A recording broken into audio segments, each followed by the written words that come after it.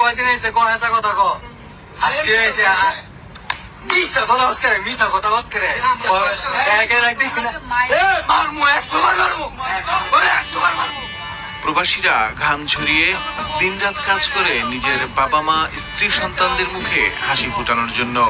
আর কিছু মেয়ে আছে যারা এই সুযোগে পরক্রিয়া করে বেড়ায়, নিজের ইজ্জত বিলীন করে দেয় অন্য পুরুষের কাছে।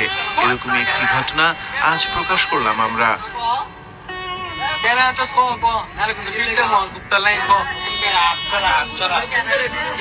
তুই আমার ভাই আছে না, আমার ভাই দেখছে রাঞ্চস করে ভুলের কি আছে, কি করবা কি দেখছি